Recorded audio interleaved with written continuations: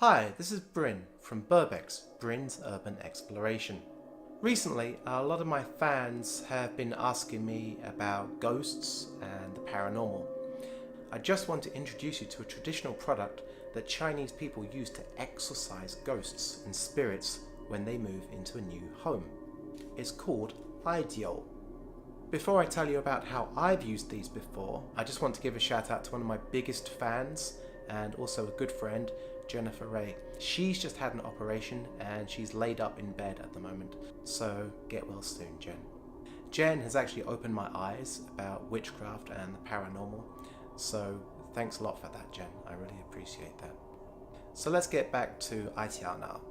The story I want to tell you about happened about 10 years ago in 2008, and I was living in Guangzhou in the south of China. I just started to rent this huge apartment on the 14th floor of an apartment building. You might not know this, but in Cantonese culture, the number 14 is unlucky because they believe there are 14 different levels of hell. Minus 14 level is the very lowest level of hell. So 14 is an unlucky number. Also, if you get into a Chinese elevator, you'll notice that it doesn't have the number 14. Like in the West, we don't have the number 13 in an elevator, they don't have the number 14 in an elevator. So that's why this huge apartment was cheap already. Almost as soon as I moved into the apartment, I noticed there was kind of this damp, dark feeling in the apartment. It was a very nice, new apartment, and I had a large bedroom with a big double bed.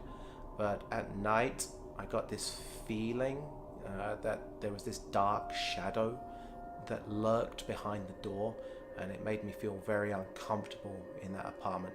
I didn't like to be alone in that apartment. I've been staying in that apartment for about 2 months. I was walking back from work and it was pouring with rain, and I was walking down this alleyway and I heard this mewing from a kitten. Mew, mew, mew. And I looked down and there was this tiny grey kitten.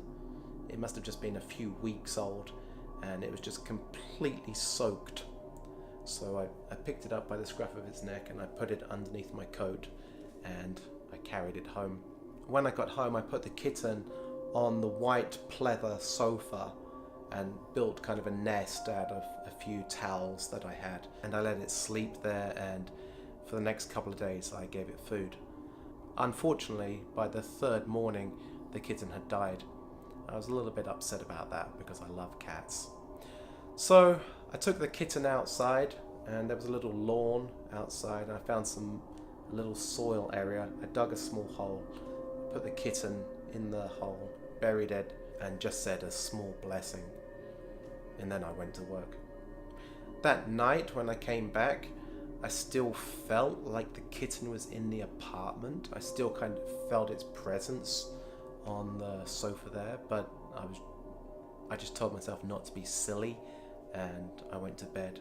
That night I went to sleep very deeply, but in the middle of the night I was half asleep, maybe half dreaming, and I could feel the kitten on my chest, kind of pawing at my chest. You know how cats do when they're trying to relax. And I thought, oh, the kitten's here. And I just started to stroke the kitten like this. It was quite a pleasant feeling. Then suddenly I realized, shit, the cat's dead. I grabbed it and I just threw it, and this dark shadow just ran under the bed. You know, I was very, very scared at that point. I could feel the presence of this spirit underneath the bed. I looked under the bed and I could see this shadow, and there was no way I was staying in that room anymore. So I went out and I slept on the white pleather sofa. The next morning when I went to work, I mentioned this to my colleague Justine, and she said that my apartment probably had bad feng shui. And the thing about bad feng shui is it's like a magnet for spirits.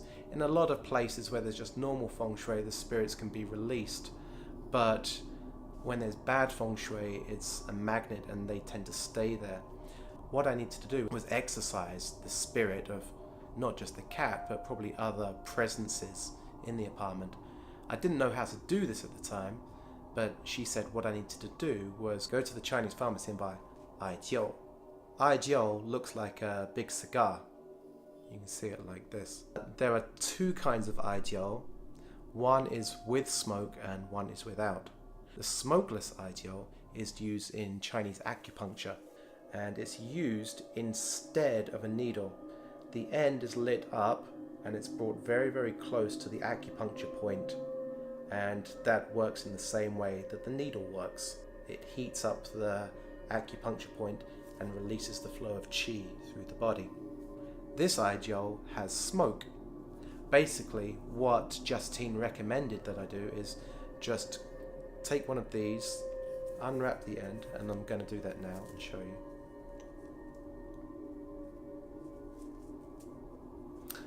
If you look, I've just unwrapped the end of this. You can see inside that this is actually wormwood. Cantonese people believe that when they move into a new home, they should burn Aijiu, and then that will release the bad spirits, the negative presences in their new home, improve the feng shui of the house. And you can see we can do that just like this.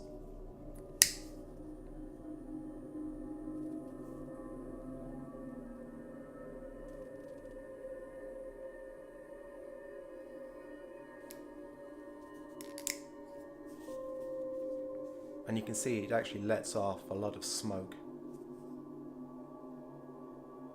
It has a very leafy smell.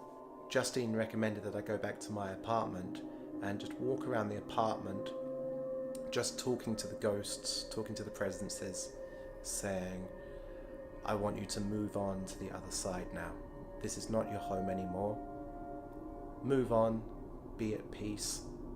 Of course, Chinese people, they would probably say some Buddhist mantras like Omi Dorfu, Omi Dorfu, Omi Dorfu, which is like a Buddhist chant. I went through the apartment doing this.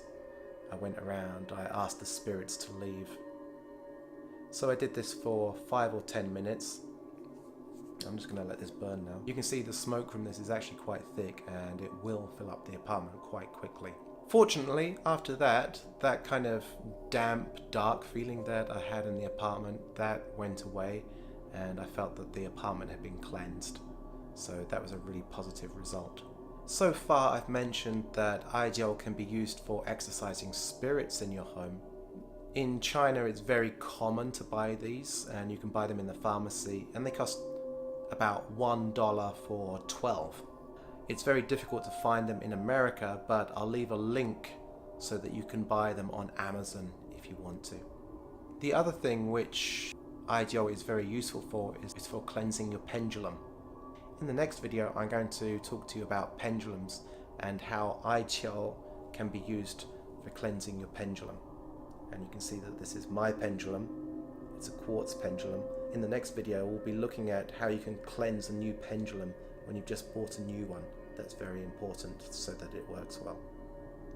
As usual, please leave all your comments and opinions about this. And of course, stay tuned for new urban exploration videos every week. Let's go.